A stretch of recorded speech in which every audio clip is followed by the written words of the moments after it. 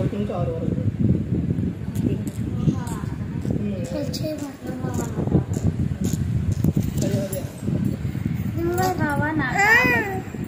నాకు లేమి కలగదు. ఖచ్చిత గల చోట్లను ఆయన నన్ను పరుండజేయుచున్నాడు. శాంతికరమైన జలయొద్ద నన్ను నడిపించుచున్నాడు. నా ప్రాణమునకు ఆయన సేద తీర్చును. తన నామమును బట్టి నీతి మార్గములో నన్ను నడిపించుచున్నాడు. గాఢంధకారపు లోయలో నేను సంచరించినను ఏ అపాయమునకు భయపడను. నీవు నాకు తోడైయుందువు. నీ దిద్దుకారము నీ దండయము నన్ను ఆదరించెను. నా శత్రువుల ఎదుట నీవు నాకు భోజనము సిద్ధపరచు. నూనెతో నా తల అంటి ఉన్నావు. నా గిన్నె నిండి పొర్లుచున్నది. నేను బ్రతుకు దినములన్నీయు కృపాక్షేమములే నా వెంట వచ్చును. చిరకాలము యెహోవా మందిరములో నేను నివాసం చేసేదను.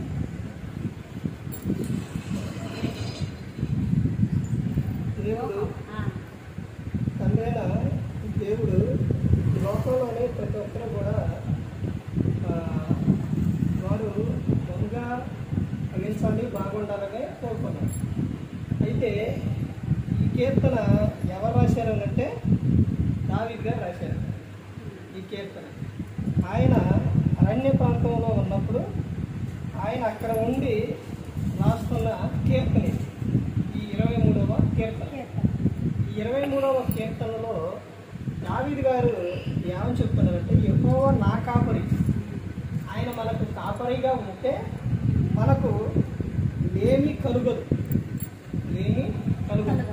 ఆయన ఎలా చేస్తారంటే దేవుడు ఎక్కువగా విస్తారంగా ఇస్తే ఎక్కడ దూరం అయిపోతారు. బైబిల్ గ్రంథంలో భక్తులు కూడా చెప్పారు, నాకు అసలు నువ్వు విస్తారంగా ఇవ్వద్దు, తర్వాత అసలు లేకుండా చేయొద్దు. ఎందుకంటే విస్తారంగా ఇస్తే నీకు దూరం అవుతారు. బాగా అసలు లేకుండా పేదవాడిగా లేకుండా చేస్తే దేవుడు నాకు ఏమి ఇచ్చిందని నేను అలా దూరం అయిపోతానేమని, నాకు సమృద్ధి ఎప్పటికప్పుడు కావాలి అని చెప్తారు. ఇక్కడ దావీదు గారు ఏం చెప్తున్నారంటే, నాకు లేమి కలుగదు. ఆయన నాకుంటే నాకు ఎప్పుడు ఏది అవసరమో ఏది కావాలో దేవుడు నాకు అది ఇస్తారో అని ఇక్కడ చెబుతున్నాడు. పచ్చిక గల చోట్ల ఆయన నన్ను పరుండ చేస్తున్నాడు. అంటే దావీదు గారు ఉన్న ఆ ప్రదేశం అవంతా కూడా అరణ్య ప్రాంతంలో ఎలా ఉండేదనంటే పచ్చగా ఉండేది అన్నమాట. అలాంటి చోట్ల నన్ను ఆయన ఏం చేస్తారంటే పరుండ చేస్తారు.